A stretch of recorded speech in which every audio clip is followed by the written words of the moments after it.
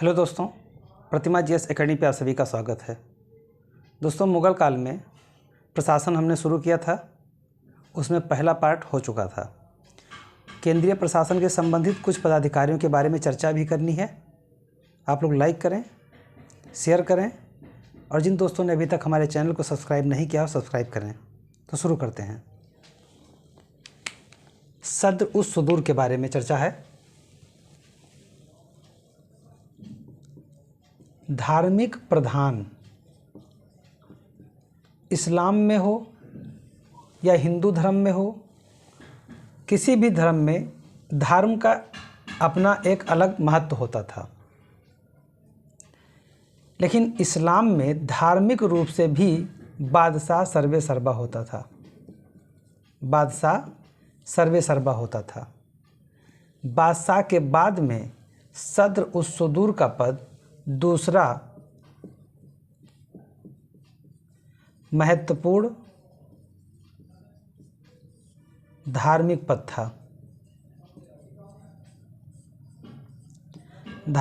था। कई बार धार्मिक रूप में इनका हस्तक्षेप भी बढ़ जाता था। तो जब इनका हस्तक्षेप बढ़ता था तो इन्हें अपदस्थ कर दिया जाता था। अपदस्थ कर दिया जाता था मतलब कभी कभी पद से हटा दिया जाता था। अकबर ने और औरंगजेब ने सद्र को अपदस्थ कर दिया था, क्योंकि मुग़ल बादशाह अपने राजनीति में धर्म को शामिल कम से कम करते थे।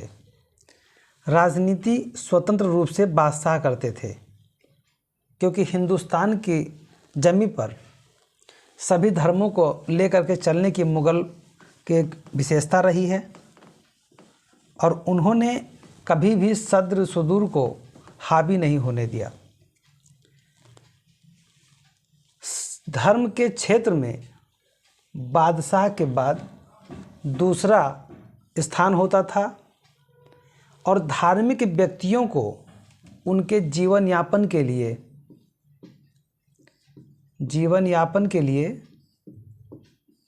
धार्मिक व्यक्तियों को जीवन यापन के लिए ज़मीन दी जाती थी और इस ज़मीन से उनसे कर नहीं लिया जाता था, यानी कर मुक्त होते थे।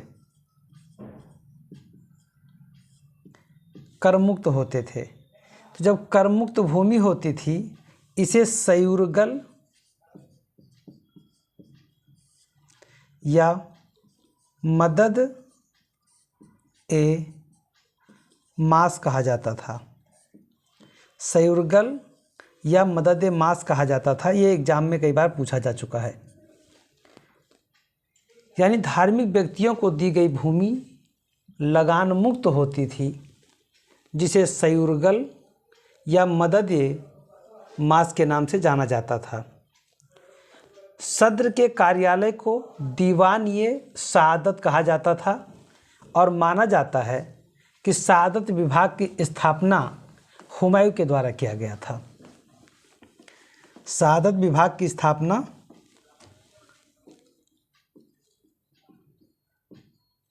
शहादत विभाग की स्थापना हुमायूं के द्वारा किया गया था।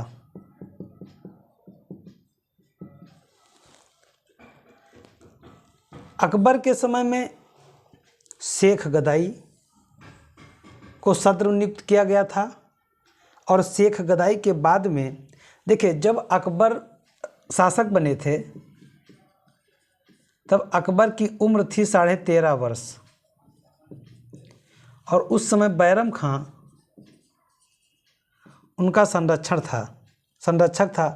तो बैरम खां ने ही शेख गदाई को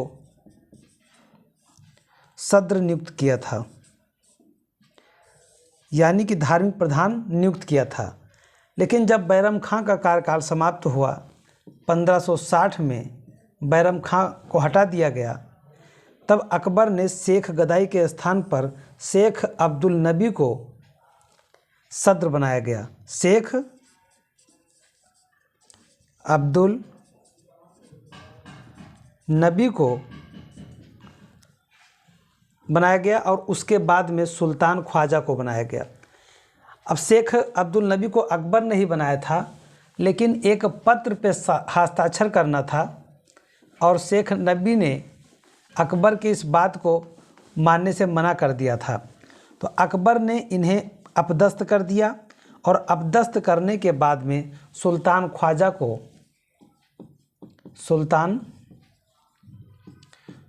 को सद्र सुदूर बनाया। इसीलिए कहा जाता है कि अकबर ने सद्र को अपदस्थ किया था और औरंगजेब ने तो अपने समय में सद्र को अपदस्थ करने के बाद किसी को बनाया ही नहीं, जबकि औरंगजेब को कहा जाता है धर्मांध शासक औरंगजेब को कहा जाता है। लेकिन अकबर ने और औरंगजेब ने दोनों ने अपदस्थ किया। अकबर ने जो कि सुल्तान ख्वाजा को बाद में बना दिया था, लेकिन औरंगजेब ने किसी को नहीं बनाया। तो अकबर के समय में सद्र सुदूर के पद पे शेख गदाई, शेख अब्दुल नबी और सुल्तान ख्वाजा ने, यानी 3 लोगों ने पद को सुशोभित किया। जहांगीर के समय में मीरान सद्र जहां और मुसाबी खां इस पद पे थे, यानी 2 लोगों ने इस पद को सुशोभित किया। और शाहजहां के समय में जलाल बुखारी, सैयद हिदायत उल्लाह, इन 2 लोगों ने पद को सुशोभित किया और औरंगजेब ने सद्र को अपदस्थ कर दिया था। यानी कि अकबर के समय में 3 लोग, 2 लोग जहांगीर में, 2 लोग शाहजहां में, इन्हीं 7 लोगों को याद रखना है। अगले महत्वपूर्ण पदाधिकारी हैं काजी उल कुजात, अर्थात मुख्य काजी, यानी न्याय विभाग।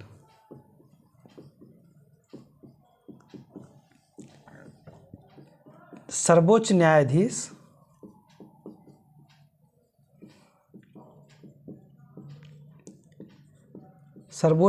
बादशाह होता था और बादशाह के सहयोग के लिए मुख्य काजी होते थे। यानी बादशाह के सहयोग के लिए मुख्य काजी होते थे और बादशाह न्याय के लिए बुधवार का दिन निर्धारित करते थे। बुधवार का दिन निर्धारित था और इस दिन बादशाह न्याय के लिए बैठते थे। बाकी दिन मुख्य काजी अपील सुनते थे और अन्य जरूरी मामलों में बादशाह को सलाह देते थे।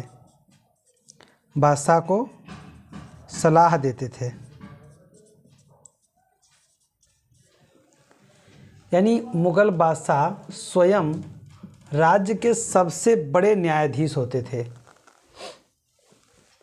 प्रत्येक बुधवार को न्याय के लिए बैठते थे।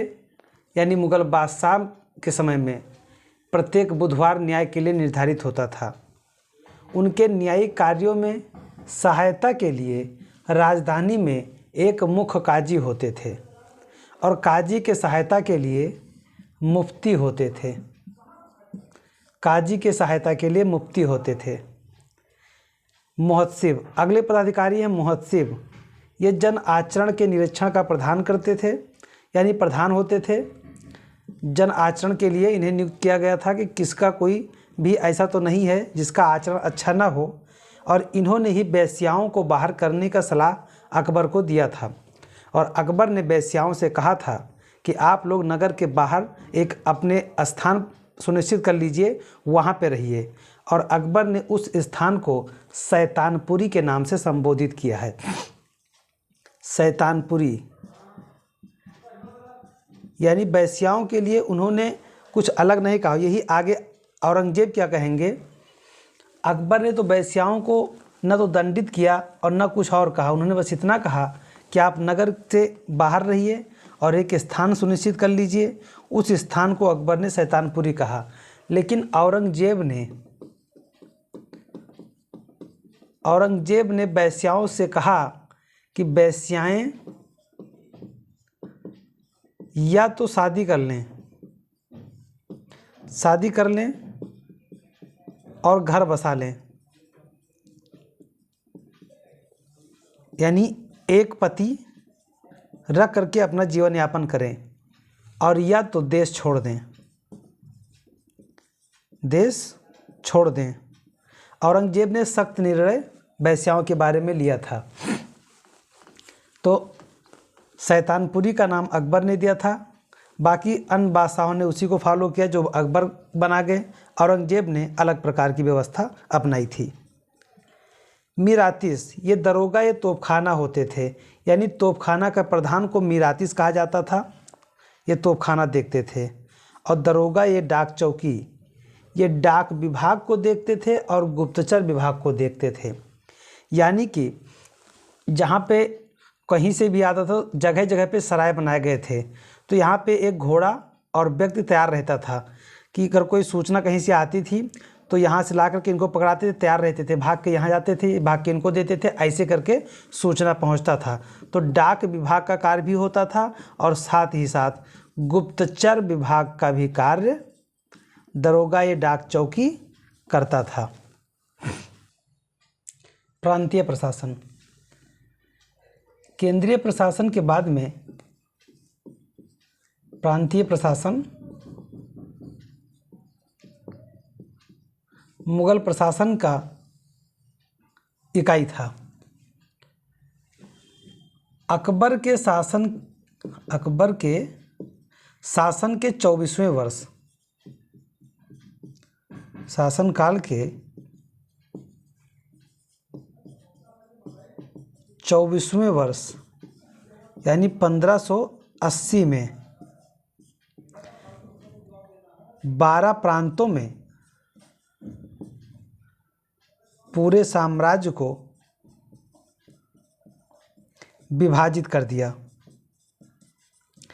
यानी अकबर ने अपने शासन के 24वें वर्ष 1580 में संपूर्ण साम्राज्य को 12 सूबों में यानी प्रांतों में विभाजित किया, जो बाद में 15 हो गया बढ़ करके। अब जहांगीर के समय में यह 17 प्रांत थे और शाहजहां के समय में 22 प्रांत थे, यानी सर्वाधिक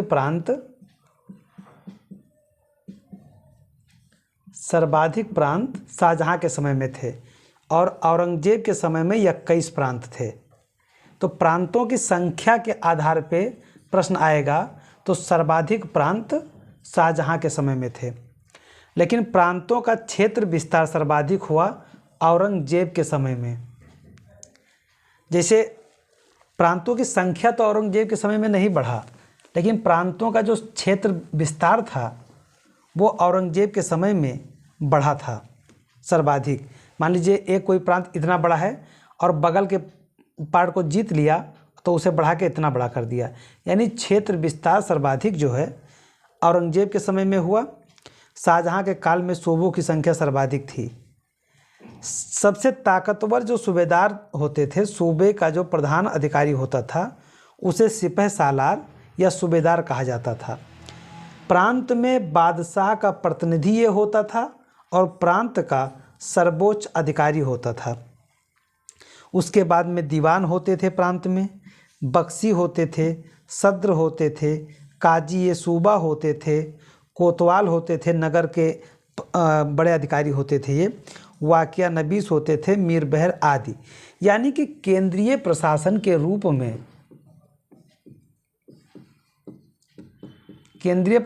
रूप में जितने पदाधिकारी थे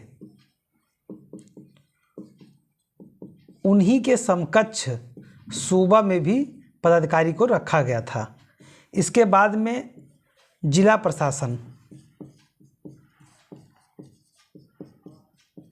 प्रशासन इसे सरकार कहा जाता था। जिला को मुगल प्रशासन में सरकार कहा जाता था। तो सरकार का प्रशासन होता था, उसके बाद में नगर प्रशासन, उसके बाद में गांव प्रशासन। इस तरह का स्थिति में प्रशासन मुगल साम्राज्य में विभाजित था। जिला प्रशासन। जिला प्रशासन में सबसे प्रमुख अधिकारी होता था फौजदार। इसे सरकार, जिला को सरकार भी बोलते थे, और सरकार का सबसे प्रमुख अधिकारी होता था फौजदार। ये जिले का प्रमुख अधिकारी था। और प्रशासन में फौजदार और अमलगुजार। फौजदार प्रशासन देखता था और अमलगुजार राजस्व। राजस्व की शक्ति अमलगुजार की थी, और दोनों केंद्र के द्वारा नियुक्त किए जाते थे। केंद्र के द्वारा नियुक्त किए जाते थे, यानी बादशाह के द्वारा नियुक्त किए जाते थे। प्रांत का इसमें कोई रोल नहीं होता था। जैसे कि आज के IAS अधिकारी जो होता है, इनकी नियुक्ति सीधे केंद्र के द्वारा होती है। उसी तरह से फौजदार की नियुक्ति होती थी और अमलगुजार की नियुक्ति होती थी। बितिकची, ये अमलगुजार के अंतर्गत राजस्व विभाग में काम करते थे। बितिकची बोला जाता है इनको। यानी फौजदार, अमलगुजार, बितिकची, ये 3 महत्वपूर्ण पदाधिकारी थे। बाकी काजी होते थे सरकार में, न्यायिक अधिकारी होते थे, और खजानदार जो होते थे कोषागार के प्रभारी होते थे। जिसे वर्तमान में जो है जिला जज जो होते हैं, उसी तरह के काजी थे। और वर्तमान में जो राजस्व विभाग यानी कोषाध्यक्ष होते हैं रेवेन्यू कलेक्शन के रूप में, वो खजानदार होते थे। सॉरी। परगना प्रशासन। परगना प्रशासन के प्रधान अधिकारी को सिकदार कहा जाता था।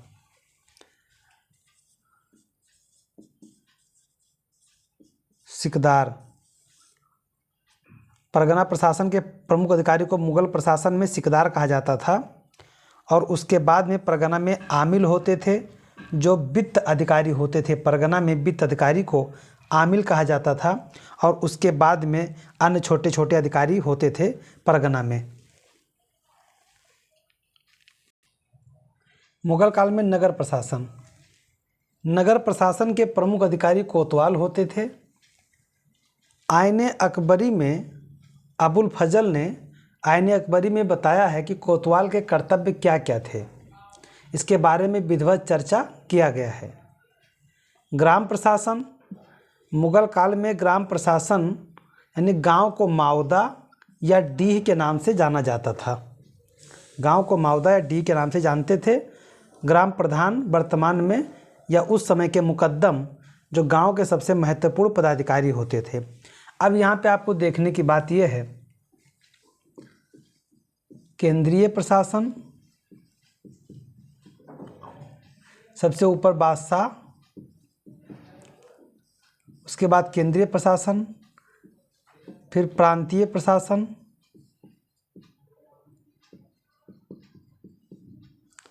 उसके बाद सरकार, उसके बाद परगना, उसके बाद नगर,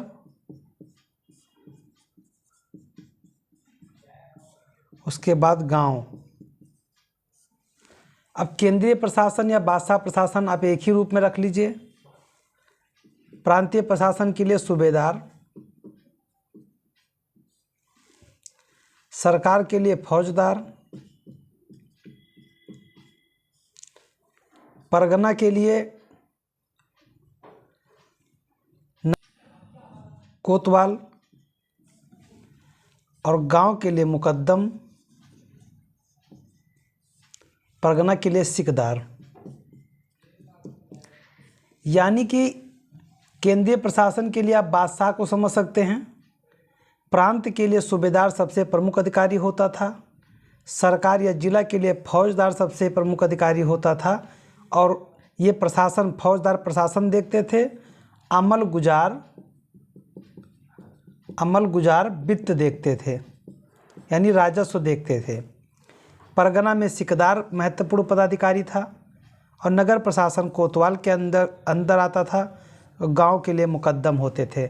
यानी बादशाह, सूबेदार, फौजदार, सिकदार, कोतवाल, मुकद्दम, इस तरह से देखे जा सकते थे। सॉरी।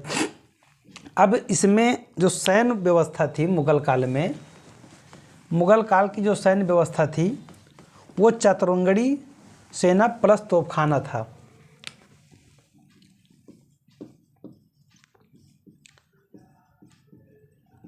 सैन्य व्यवस्था में हाथी,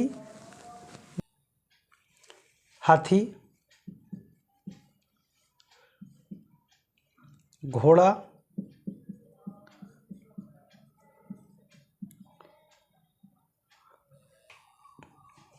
घुड़सवार सेना, हाथी सेना, पैदल सेना, रथ सेना, तोपखाना, तीरंदाज, ये मुगल सेना की विशेषता थी। उसके बाद में प्रांतीय सेना, मनसबदार सेना, जो अधीनस्थ राजा थे इनकी सेना, ये सब सेना मुगल में काम करती थी, मुगल बादशाह के साथ काम करते थे। साथ ही न्याय व्यवस्था में बादशाह,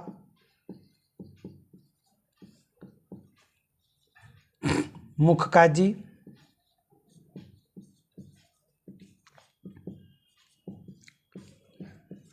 प्रांत में काजी, ऐसे हायरार्की बनी हुई थी।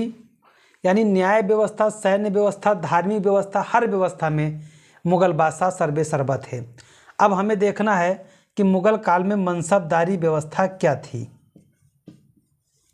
तो हम चर्चा करेंगे मनसबदारी व्यवस्था पे। मुगल कालीन मनसबदारी व्यवस्था या प्रथा, तो अकबर ने मनसबदारी व्यवस्था को शुरू किया था। मनसबदारी व्यवस्था को शुरू किया था अकबर ने। मनसबदार का मतलब होता है पदाधिकारी। मनसबदार का मतलब होता है पदाधिकारी, और ऐसा पदाधिकारी जिसे जागीर भी दिया जा सकता है या जागीर न दे करके नगद वेतन के रूप में भी मनसबदार बनाया जा सकता है। सबसे छोटा मनसब 10 का होता था और अकबर के समय में सबसे बड़ा मनसब 10,000 का होता था। लेकिन 10,000 का मनसब केवल राजकुमार को दिया जाता था, बाकी अन्य किसी को भी 7,000 के मनसब से ऊपर नहीं दिया जाता था। अलग अलग पदाधिकारियों यानी अलग अलग बादशाह के समय में इसका आकार बढ़ता चला गया। सबसे छोटा मनसब तो 10 ही बना रहा, लेकिन अंत में औरंगजेब तक आते आते अधिकतम मनसब 60,000 तक या 90,000 तक पहुंच गया। 90,000 का तो उल्लेख एक जगह मिला है, लेकिन 60,000 का मनसब तक पहुंच गए एनसीईआरटी में बताया गया है। तो मनसब के रूप में मनसबदार शब्द का पदाधिकारी के लिए किया गया है और इस पूरी व्यवस्था को मनसबदारी व्यवस्था कहा जाता है। मंगोलों की दशमलव पद्धति पर आधारित है इस मनसब को। अब दशमलव पद्धति क्या है ये मैं अभी आगे समझाऊंगा। मनसब सैनिक और असैनिक किसी को भी दिया जा सकता था। मनसब जैसे जहांगीर के समय में जब वारेन हेस्टिंग आया था, नहीं विलियम हॉकिंस आया था, तो उसे 400 का मनसब दिया गया था, लेकिन वह सैनिक पदाधिकारी नहीं था।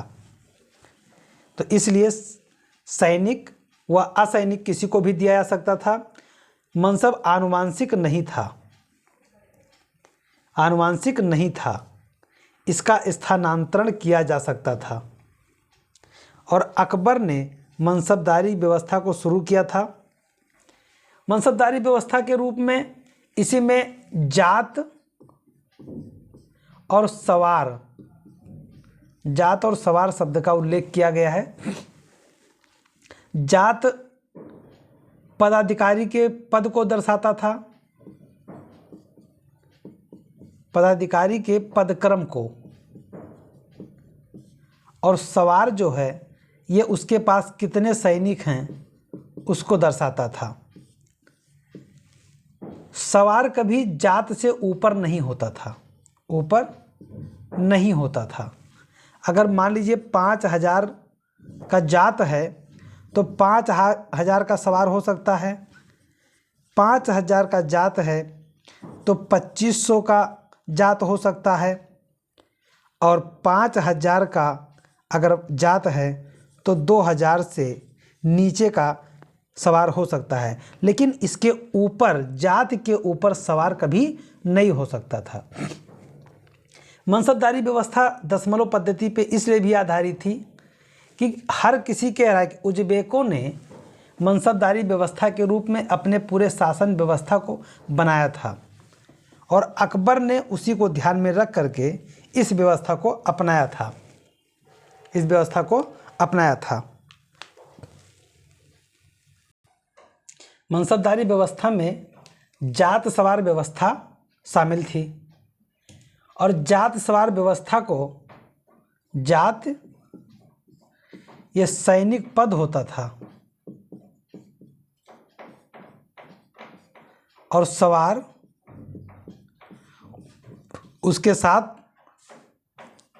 जितने सैनिक थे, सैनिक संख्या यानी संख्या बल का सूचक होता था। इसे 3 श्रेणी में बांटा गया था, 3 श्रेणी में। प्रथम श्रेणी के जो जात सवार होते थे उनका जात और सवार बराबर होता था। अगर 5,000 का जात है तो 5,000 उनके पास सवार भी होते थे। अगर द्वितीय श्रेणी का है तो 5,000 का जात होगा और सवार आधे से अधिक होगा, आधे से अधिक होगा। और तृतीय श्रेणी का अगर मनसबदार है, जात सवार है, तो उसका जात से आधे से कम सवार होगा। यानी कि जब संख्या बल में इसको खड़ा किया जाएगा तब इनकी हायरार्की प्रथम श्रेणी में होगी, इनकी दूसरी श्रेणी में, इनकी तीसरी श्रेणी में। वो अलग बात है कि इनका जात बराबर है, फिर भी इनको श्रेणी में बांटा गया। विशेष परिस्थितियां ऐसी होती थीं अगर कभी अपवादिक रूप में कि जात से सवार ज़्यादा हो जाए। मान लीजिए कहीं अचानक स्थिति ऐसी आ गई कि इनकी जात तो 5,000 की है लेकिन इनको सेना 10,000 की दिया गया है, तो ये हो गया अपवादिक स्थिति। और विशेष परिस्थितियों में सवार मनसब जात मनसब से अधिक संख्या दी जाती थी, तब उसे मशरूत मनसब कहते थे, उसे मशरूत मनसब कहते थे। मनसब या मनसब कहते थे, मशरूत मनसब कहते थे। अकबर ने सेना की कुशलता बनाए रखने के लिए दहबिस्ती का नियम लगाया था। दहबिस्ती का नियम। अब दहबिस्ती क्या था? 10-20 यानी 10 सैनिक होते थे और उनके पास 20 घोड़े होते थे कि इमरजेंसी पर घोड़े पर्याप्त रूप में रहने चाहिए। ऐसा अकबर ने किया था। जहांगीर ने क्या किया था? अपस्पा, दुअस्पा, सीअस्पा यानी कि एक सैनिक एक घोड़ा, एक सैनिक दो घोड़ा, एक सैनिक तीन घोड़ा। जिसके पास 3 घोड़े होते थे एक सैनिक के पास, उसे सीअस्पा कहा जाता था। जिसके पास 2 घोड़े होते थे एक सैनिक के पास, उसे दुअस्पा। जिसके पास 1 घोड़ा होता था उसे आस्पा कहा जाता था। और जिसके पास, जो 2 सैनिक के पास केवल एक घोड़ा होता था, सैनिक 2 होते थे, घोड़ा 1, उसे बोला जाता था नीमस्पा। तो ये व्यवस्था जो है जहांगीर ने लागू किया था, जहांगीर ने। तो मनसबदारी व्यवस्था में जाति व्यवस्था, जात और सवार की स्थिति को दर्शाया गया था। दशमलव पद्धति यही थी जो ये व्यवस्था है। इसी पद्धति के आधार पर अकबर ने इसे विभाजित किया था और मनसबदार सैनिक या सैनिक दोनों हो सकते थे। स्थानांतरित रूप में इनकी व्यवस्था होती थी, आनुवांशिक मनसब नहीं होता था। और मनसब किसी को भी कम से कम मनसब 10 होता था और अधिकतम अलग अलग शासकों में बढ़ते चले गए। अकबर के समय में 10,000 तक का मनसब अधिकतम था जो सलीम को दिया गया था। आगे चल के बादशाह जहांगीर जो बने थे उनको सबसे ज़्यादा बड़ा मनसब दिया गया था। मनसबदारी व्यवस्था चलाने के पश्चात में अकबर ने 1579 में शासनकाल के 18वें वर्ष दाग प्रथा और तहसीहा तसहीहा यानी चेहरा प्रथा को प्रारंभ किया था। और उसके बाद में जब मनसबदारी व्यवस्था उन्होंने प्रारंभ किया तब इनको और व्यवस्थित कर दिया था। जहांगीर ने 2 अस्पा और सी अस्पा व्यवस्था को अपनाया था। मनसबदारी व्यवस्था लागू होने के बाद में शाहजहां ने मनसबदारी व्यवस्था में मासिक वेतन देना प्रारंभ किया था। मासिक वेतन देना प्रारंभ किया था, इम्पॉर्टेंट है। सर्वाधिक हिंदू मनसबदार औरंगजेब के समय में थे 33%। औरंगजेब को कहा जाता है कि यह हिंदू विरोधी था, लेकिन यहाँ पे कई ऐसे कटाक्ष हो जाते हैं जो कि ये प्रीलिम लेवल का क्लास है, मेंस लेवल का नहीं है, लेकिन फिर भी आपको जानना है। क्योंकि अगर कोई धार्मिक रूप से नहीं, राजनीतिक रूप से समझा जाएगा तब देखा जाएगा कोई कट्टर था कि नहीं था। राजनीतिक रूप में इन्होंने जो भी कार्य किए हों, धार्मिक रूप से जो भी कार्य किए हों, लेकिन सर्वाधिक हिंदू मनसबदार 33%, कुल मनसबदार के 33% केवल हिंदू थे। वो सर्वाधिक थे औरंगजेब के समय में। अकबर के समय में हिंदू मनसबदार 22.4%, 22.4% यानी 22.5% भी नहीं थे। जहांगीर के समय में 13.03% हिंदू मनसबदार थे और शाहजहां के समय में 24% हिंदू मनसबदार थे। यानी औरंगजेब के समय में सर्वाधिक हिंदू मनसबदार थे। मनसबदारी व्यवस्था को मुगल प्रशासन का मेरुदंड कहा जाता है। कहा जाता है कि मनसबदारी व्यवस्था यदि नहीं होती तो शायद इतने बड़े साम्राज्य को मुगल संभाल नहीं पाते, क्योंकि मनसब दे दिया गया था। छोटे से बड़े मनसब को दे करके हर समुदाय के लोगों को इन्होंने अपने प्रशासन में शामिल कर लिया था और यही वजह था कि मुगल प्रशासन बहुत ही सुव्यवस्थित तरीके से चला। तो दोस्तों, मैं अपनी क्लास को यहीं पे समाप्त करता हूँ। धन्यवाद। जय हिंद, जय भारत।